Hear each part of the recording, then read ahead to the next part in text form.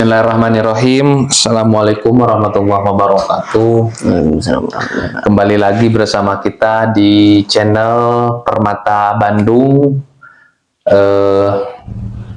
yang sudah sekian lama ini Perhimpunan Mahasiswa Purwakarta cabang Bandung ini belum membuat konten-konten yang bersifat edukatif dan informatif, baik itu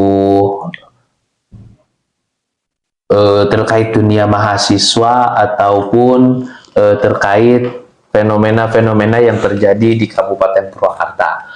Nah, kita awali kegiatan ini dari sekarang, mudah-mudahan kedepannya ini ada pengurus atau anggota-anggota selanjutnya yang bisa melanjutkan kegiatan kita seperti ini, dan mudah-mudahan kegiatan ini bisa bermanfaat bagi kita, terkhusus bagi para anggota, umumnya bagi masyarakat Kabupaten Purwakarta. Nah, spesial pertemuan kita kali ini bersama, boleh dikenalkan? Halo semuanya, perkenalkan nama saya Farhan Alianur Mustafa dari kampus UIN Sunan Gunung Jati Bandung, kader Permata cabang Bandung angkatan 23. Nah, itu mic-nya bisa keluarkan.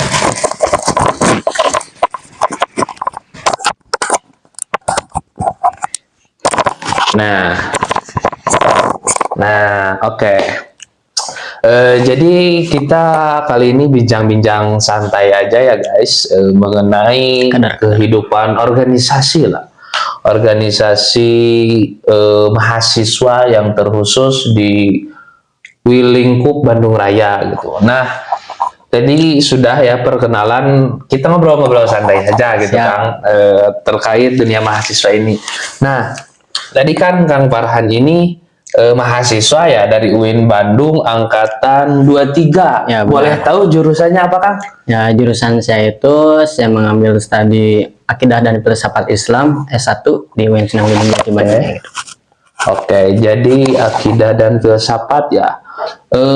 Mungkin, nah kebetulan sekarang ini kita baru saja pengumuman terkait SNBP. Nah, mungkin ini bisa menjadi edukasi juga terhadap calon mahasiswa baru khusus angkatan 24 gitu. Nah, boleh diceritain nggak Kang, gimana perjalanan Kang Farhan ini sampai sekarang bisa jadi mahasiswa nih, khususnya di UIN Bandung yang notabene ini membahas terkait agama Islam. Boleh diceritakan Kang? Ya, baik. Sambil ngopi-ngopi aja Kang. Siap. Santai saja. Ya, mungkin sebelumnya saya itu alumni dari Madrasah Aliyah ya, MA. Nah, di kelas 3 itu saya mengambil gelombang masuk kuliah itu kan ada 5 ya, SNBP, SNBT, UMPTKIN, SEPAN, dan juga Mandiri kalau di sekolah saya itu. Nah, saya itu gak kebagian SNBP tuh. Kalau SNBP kan harus ada nilainya gitu. Nah, saya ngambil yang SNBT, UMPTKIN, sama SEPAN. Nah, pertama saya ngambil SNBT. Ya. Saya daftar lah, ngambil ya tes di kampus UPI Purwakarta. Nah, kalau di situ saya belum ada rezeki nih. Belum keterima semuanya. Terus saya coba-coba lagi. Nah, kedua saya ngambil UMPTKIN. Kalau UMPTKIN itu kan khusus universitas yang ada Islamnya aja gitu. Itu UIN dan IAIN. Ya, yang ada Islamnya gitu. Nah, saya dari situ ngambil studi Akidah dan Filsafat Islam. Tes lah. Dari tes itu pengumuman, hasil pengumuman, alhamdulillah saya diterima di UIN Sunan Gunung Jati Bandung. Gitu. Berarti nggak sempat daftar UTBK sama jalur mandiri ya? Nah, saya nggak daftar jalur mandiri doang. Kalau SEPAN itu daftar ikut. Oke. Nah, jadi gitu guys, pengalaman dari Kang Farhan ini mengenai apa ya? Ya lika-liku pendaftaran dulu lah seperti apa. Ya, makanya teman-teman ini kan sekarang baru SNBP. Nah, nanti kedepannya jangan sampai patah semangat. Kalau teman-teman yang belum lolos, daftar lagi UTBK. Nah, ada SPAN, ada UMPTKIN, ada jalur mandiri pula. Apalagi jalur mandiri ini kuotanya lumayan besar gitu. Nah, sambil riset-riset. Nah, mungkin pertanyaan selanjutnya nih Kang terkait dunia perkuliahan. Kenapa sih ngambil akidah filsafat Islam yang notaben ini apa ya? Filsafat ini digadang-gadang sebagai ilmu yang menyesatkan gitu. Terkait apalagi stigma masyarakat, apalagi para orang tua ya, gak sedikit ini, wah akidah filsafat ini sesat dan lain sebagainya gitu. Nah, boleh diceritain nggak Kang, kenapa pilih jurusan itu? Ya mungkin sebelumnya saya kan udah daftar-daftar dulu tuh, lihat tadi sebelum akidah filsafat itu kan ada studi yang lainnya yang saya ambil, cuman belum ada rezekinya. Nah, saya lihat peluang-peluang yang lain yang memang kebesarannya diterima gitu. Nah, di situ saya lihat ada mohon maaf ya, ada Fakultas Usuluddin yang notabene ya peluang diterimanya besar gitu. Salah satunya ada akidah dan filsafat Islam. Nah, di situ mungkin ya apa tadi teh disebut ya yang minoritas gitu ya. Minoritas lah. Kenapa minoritas ya? Karena di jurusan saya sendiri gitu suka ditanya apa prospek dari akidah dan filsafat Islam gitu. Kalau di jurusan yang lain kan udah jelas gitu prospek kerjanya apa gitu. Nah, kalau di jurusan saya apa gitu. Ada yang bilang itu cutting saya prospek dari jurusan akidah dan filsafat Islam itu ya bebas sih, nah, asal jangan jadi Tuhan gitu. Jadi dalam artian bisa jadi apa kalau saja. Kalau Usuluddin itu lebih fleksibel lah gitu. Fleksibel. Harus bisa. Nah, jadi pilihan akidah filsafat ini bukan pada awalnya mau nih ke AFI dan lain sebagainya, tapi melihat peluang besar itu melihat peluang besar itu yang pada akhirnya sudah kecantol lah sama jurusan akidah filsafat Islam ini. Nah mungkin tadi ya mengenai stigma masyarakat yang masih memandang sebelah mata lah terkait akidah filsafat Islam ini. Nah, boleh diceritain nggak gimana hari-hari perkuliahan di filsafat Islam ini? Kalau saya ya sebagai mungkin masih kehitung mahasiswa baru ya, baru semester 2.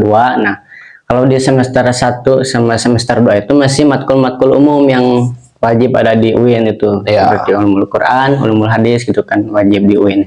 Nah, kalau matkul filsafatnya doang itu matkul filsafat umum, masih belum spesifik, masih filsafat umum. Nah, baru gambaran-gambaran filsafatnya aja gitu paling. Jadi untuk semester 1, semester 2 mungkin ya Kang, masih ada MKDU teman-teman.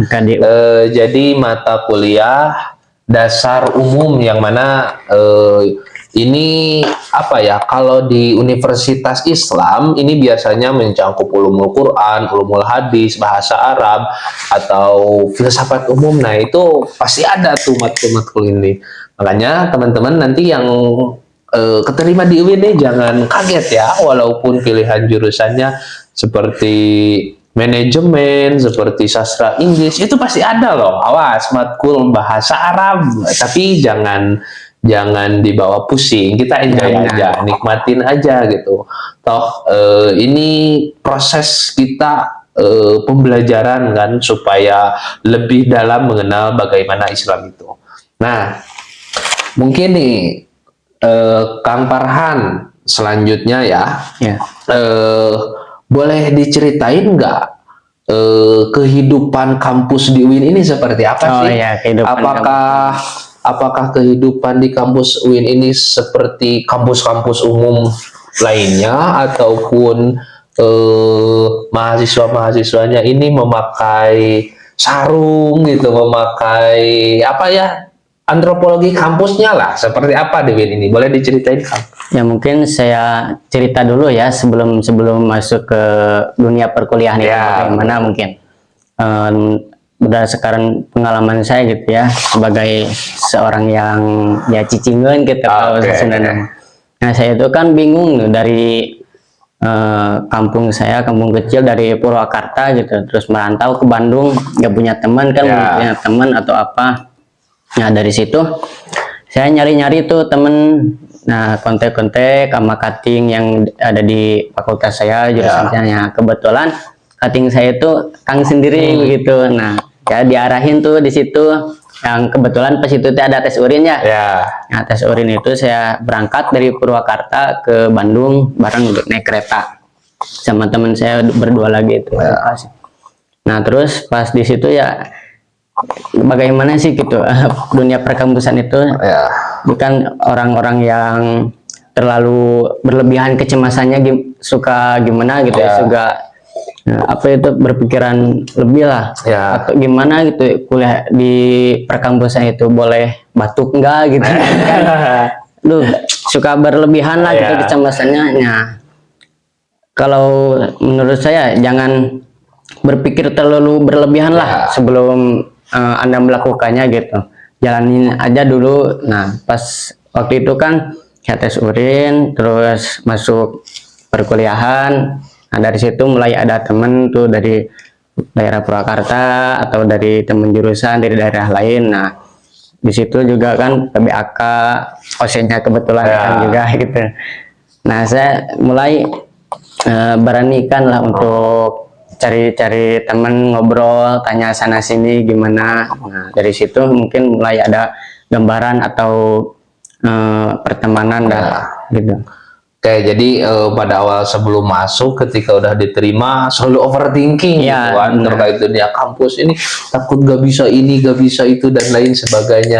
Tapi ketika dijalanin itu lama-kelamaan ya terbiasa gitu.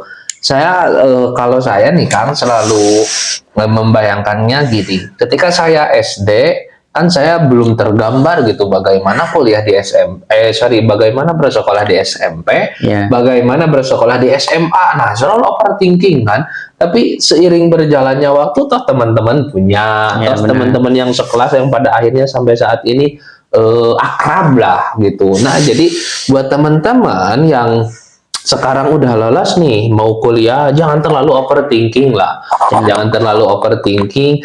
Kita bisa cari informasi bagaimana sih perkuliahan itu gitu. Kita jalani aja dulu, jangan sampai takut ini dan sebagainya. Apalagi kalau milenial sekarang nih Kang, kaum milenial sebelum keterima pun bahkan ada memesnya mereka ini udah cari-cari joki skripsi gitu kan.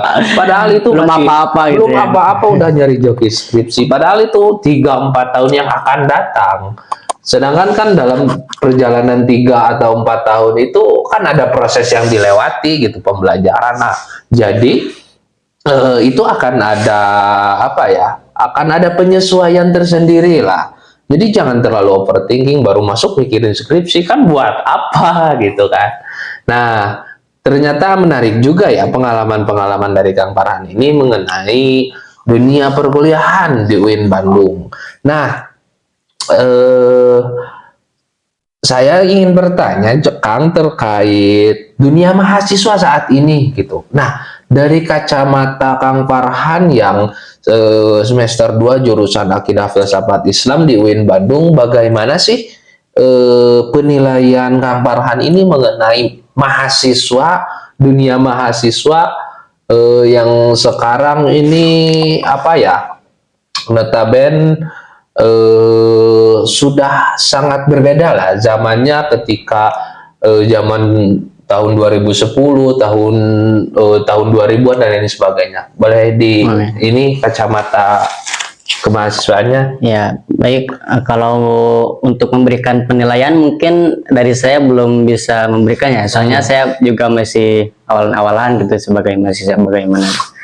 Mungkin kalau dari saya sebagai mahasiswa baru gitu, saya itu kan masuk perkuliahan itu ada PBAK, pengenalan akademik gitu. Di situ ada mentoring nih, mentoring bagaimana gambaran perkuliahan. Nah, di situ ada diberikan peran-peran mahasiswa gitu. Itu ya general, sifatnya umum. Peran-peran mahasiswa itu bagaimana? Yang pertama itu ada agent of change gitu kan, sebagai pembawa perubahan. Bagaimana di zaman ini kita sebagai penggerak perubahan, yaitu mahasiswa sebagai garda terdepan gitu, sebagai ya pembawa perubahan dari yang kurang baik menjadi lebih baik begitu. Terus ada social country, agent of value, bukan agent of value, guardian of value itu, dan yang lainnya sebagai penjaga nilai gitu. Ya, sebagai mahasiswa dengan ilmu pengetahuannya gitu, kita harus bisa menjaga nilai-nilai yang ada. Jadi mahasiswa ini harus bisa menjadi agent of change, sebagai garda terdepan, penjaga nilai-nilai kenegaraan, kebangsaan gitu ya Kang, terus menjadi agen perubahan gitu.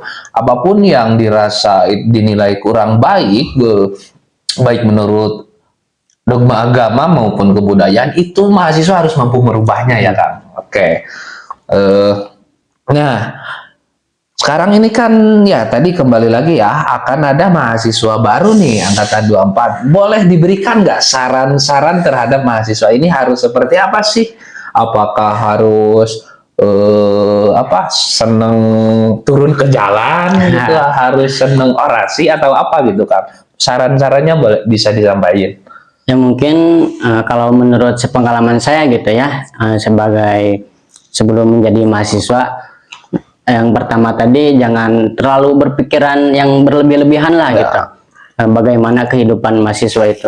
Yang pertama mungkin ya harus diperbanyak lagi channel-channel pertemanan yang mungkin itu baik dari daerah sendiri ataupun yang lainnya gitu. Ya. Oke, jadi harus ini ya tadilah poin utamanya, jangan sampai overthinking. Ya harus memperluas pertemanan itu. Memperluas pertemanan, relasi itu penting, dan juga yang paling penting kalau menurut saya nih Kang, mahasiswa ini sekarang harus banyak baca-baca buku gitu Kang. Oh iya benar. Baca-baca buku khususnya yang berkaitan dengan jurusannya, umumnya ya buku apa aja gitu.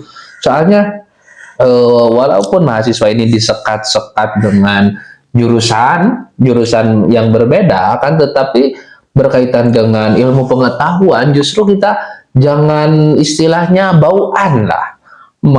Mau kita jurusan, misalkan saya studi agama, jangan melulu membahas tentang agama, atau kita bisa baca buku-buku sosial, buku-buku antropologi, buku-buku pendidikan, biologi dan sebagainya. Nah, mahasiswa ini jangan terbatas ke mengenai jurusannya saja. Jadi gitu teman-teman. Nah, itu adalah beberapa saran ya dari kita mungkin bagi teman-teman yang akan masuk di dunia perkuliahan nih. Mudah-mudahan teman-teman semuanya lancar mengenai daftar ulang, mengenai proses pendaftaran ke universitas terkhusus yang ada di Bandung. Nah, mungkin jangan lupa juga untuk teman-teman yang lolos baik di SEPAN, di SNBP, SNBT, SPAN PTKIN, UMPTKN, dan jalur mandiri, khususnya di kampus Bandung Raya, boleh nih langsung menghubungin kita asal dari Purwakarta agar bisa merekatkan ukhuwah, mengembangkan potensi gitu. Karena itu merupakan jargon nih dari Permata ini. Nah, mungkin sekian saja dari kami. Terima kasih banyak Kang Farhan atas kehadirannya. Mudah-mudahan kita bisa berjumpa di lain waktu untuk membahas seputar dunia mahasiswa, dunia kampus, dunia perkuliahan, dan sebagainya. Nah, mungkin dicukupkan sekian dari kami. Sampai jumpa di part selanjutnya. Sekian, wassalamualaikum warahmatullahi wabarakatuh. Waalaikumsalam warahmatullahi wabarakatuh.